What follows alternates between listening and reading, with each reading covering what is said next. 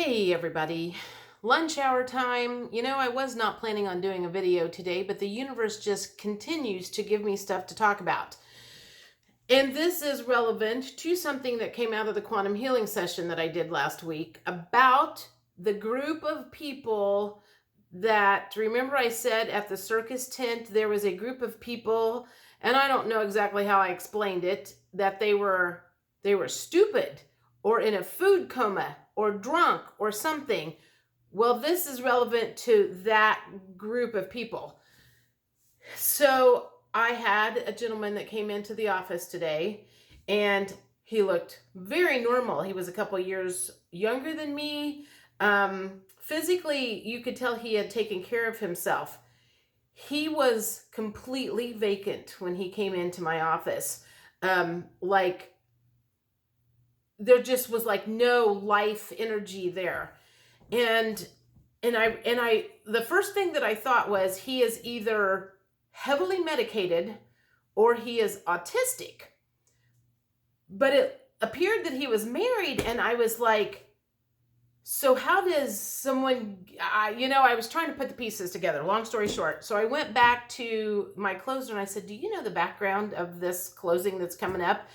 And she goes, no, other than I know it's a divorce and I'm splitting proceeds or something like that. And I said, well, just know this guy is, he's either like autistic or he is heavily medicated, because he is just like, there's like nothing there. It was so strange to be in contact with someone like that, knowing what I know now and observing everything. It's like I read energy, and there was no energy whatsoever there. It was like there was a body, but the soul had vacated. And so after closing was over, my closer said, oh, I can tell you what's going on. He was very honest about it in closing, said that he was bipolar and that he was medicated, and that he couldn't really write much anymore. His writing had went to pot. Probably there were a lot more details that came out in closing that I didn't get to hear.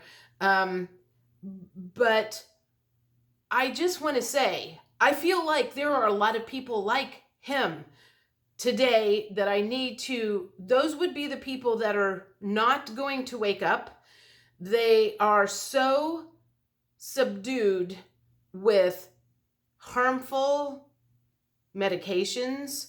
There would be another group of people that continue to keep themselves numbed with alcohol. And I am going to throw food coma in there, because we all know that, when you eat too much turkey on a Thanksgiving Day, there's that 2 or 3 hour period of time where you can't think straight, you're sluggish, you don't want to do anything but take a nap.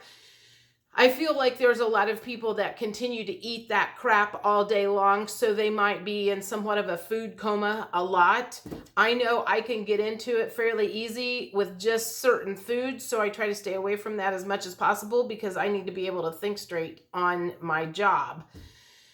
So anyway, that's just one more reason why I am so against medicating stuff, because I need to do some research on this. And if anybody knows the answer to this, I would love to know. I would love to know what the spiritual situation for being bipolar is. And I would also, this makes me really want to investigate now, what would be a good herbal medication for somebody to use other than what the drug places give, that makes somebody so blasé that I'm thinking they're like very far right autistic, not just barely on the spectrum, but like fully on the spectrum. I mean, it just was so freaking nuts.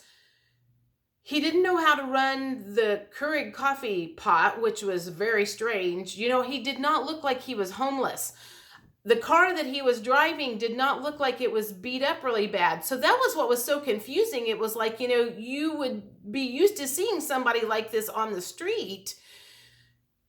but not somebody who looked like they had been fairly well taken care of. So I'm guessing his wife probably took care of him. I don't know all the details of that, but I just felt like I needed to speak out on that. Of there is a group of people like him. I don't know if I can spit that out. There is a group of people like him who is medicated to the wazoo, and they are going to be some of the ones that are not going to ever awaken. They are going to be some of the ones that do not know what's going on. So I'm going to say, let's not get too frustrated at them, because there is inhibitors making that happen, and I do feel like that is intentional. So anyway, that's just it. I just needed to talk about that whole thing and just try to describe what I saw this morning, because I have run into thousands of people in my office. I have never seen anybody like that. So, I mean, like I said, his body was there, but I mean, he was, for the most part, vacant, heavily medicated, checked out, and I just can't even imagine what a miserable life that would be. There would be absolutely no enjoyment whatsoever, because what's her name?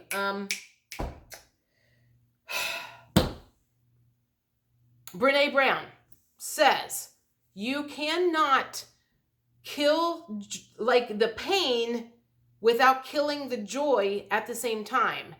And that's basically what happened to him. He was probably trying to kill the pain, because that bipolar is very fluctuating in the moods, trying to kill that pain or minimize it. But I mean, basically, there's got to be like no joy whatsoever in that guy's life because of what happened.